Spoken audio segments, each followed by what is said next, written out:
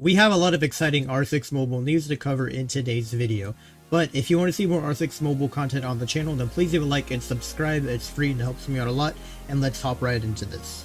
Now, first off, R6M just posted this teaser online, and it looks like we're going to be getting Season Y of Ranked for this coming October. If they continue this trend going forward, I think it's safe to assume that in November, we will be getting Year Zero Season Z.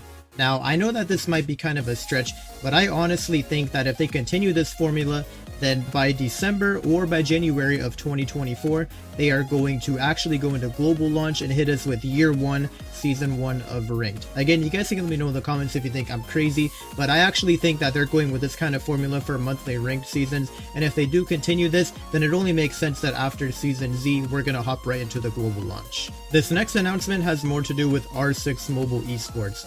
Now, a lot of players in the game right now are ready to hop into the competition, but we can't really even do that yet because we don't even have custom games and it wasn't added in their original roadmap. But the developers recently did a Q&A with the community where they answered a lot of questions, and they did actually confirm that custom games are coming soon. I'm going to go ahead and play the clip for you guys right now so you can listen to it. We're getting a lot of questions about custom lobbies. Obviously, people want to see custom lobbies. Actually, we have a version of custom lobbies working right now in our dev build and our debug build. Oli and I were actually just at the Tokyo Game Show just last week, and we were playing on stage using custom lobbies so that we could have a nice 5v5 matchup on stage with some influencers. So it's there, but it's not ready for public consumption yet. And so it's something that we know we got to get out there. We know people are super excited about it. Not ready yet for prime time, but it is definitely in the near roadmap, and it is coming soon. It sounds like custom games are a working feature that they're already almost ready to implement into the game, hopefully even before global launch. That would be really awesome. Now, this next response from the developers has more to do with esports in general from R6 Mobile. We've got Love spamming the chat with, are you guys planning to do promotional stuffs to boost the competitive scenario after global launch? So our philosophy on esports is kind of simple. It's that we don't get to decide whether it's an esport. You guys get to decide if it's an esport. So we've built everything so that it can be. That includes things like the super smooth 30 or 60 FPS based on your device. It means things like server authoritative gameplay so that everything's happening on the server, not on the client, harder to cheat and things like that, as well as game modes and ranked mode and these sorts of things. We also have Siege, of course, which is a huge presence in the competitive space, and we want to tag along and be part of that as well. So expect us to definitely be making steps into the esports space. Expect to see us at the invitationals and things like this, and hopefully you guys and the rest of the community will embrace the game at an esports level, and that's going to be what really drives us into the space. So it's not up to us, it's up to you, whether we become an esport or not, and I think we have every single thing that it takes to do so. I think this is great because it sounds like R6 Mobile developers are really passionate about this kind of thing and they would love to see an esports scene for their game, but more importantly, they're putting it on the viewers. So all of you guys that are watching this video, they want to see you guys showing excitement about esports, so that is something that's going to be very important in the next upcoming months as we start to get more features like custom games and stuff. Another thing developers confirmed is that there are going to be ranked resets in the near future. I'm not sure if that's going to be with the Season Y that's coming up, but they did say ranks will be reset in the future. Now again, they did clarify that they're not going to be fully reset, but rather you're just going to get bumped down a rank. So for example, if you're in Gold 4 and then there's a rank reset, you're probably going to get knocked down into Silver 4, but you're not going to get put all the way back to Rookie 4 because they probably know that would not be a very good idea. We can also talk about some of the stuff in-game that they did confirm, but I'm not going to play clips for all of them because there are a lot of things that they talked about.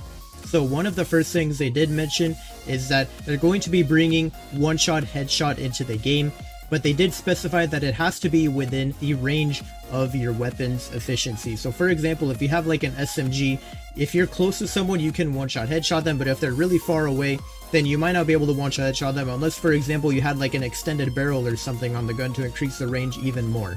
They also did clarify that it's going to be a little bit harder to wallbang opponents in upcoming updates, so they're going to be making the walls have a little more penetration value for you to be able to actually kill someone, so it should be harder to kill someone through a wall, especially if they're being scanned by a drone or something. You know, you shouldn't just get like instantly beamed. It might take a few more bullets for you to actually get taken out, which I honestly think is kind of a feature that might be needed, because I won't lie, red pinging in this game is kind of crazy and a little bit unbalanced, so the fact that they're at least making it require more bullets to wallbang someone is something that will help with this problem.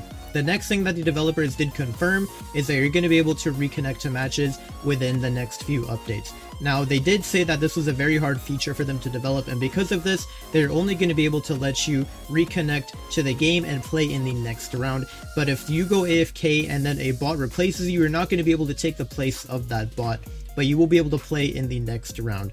Again, I know it's probably not the perfect way to reconnect to a match, but it's still amazing for all the people who get kicked out there from the game, and then all of a sudden they can't join back. They end up getting a loss, and maybe even potentially getting an AFK penalty for like an hour or something like that. So it's great that they're at least working on a way to be able to let us reconnect, and it sounds like they almost have a working version ready to go soon.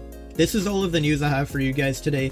There's a lot more stuff that was covered in that Q&A that I didn't cover in today's video. If you guys do want to know more about that, then join the R6 Mobile Royal Network Discord server. It's going to be in the description of this video, and if you go to the updates channel, there is a long detailed list of everything that was discussed in the dev Q&A video. I'm not going to be talking about all of that stuff because there were a lot of things on the list. I just want to point out some of the big important ones. If you guys made it this far, then please leave a like and subscribe to the channel. It's free and it helps me out a lot. Thank you so much for watching, and I'll see you guys in the next video.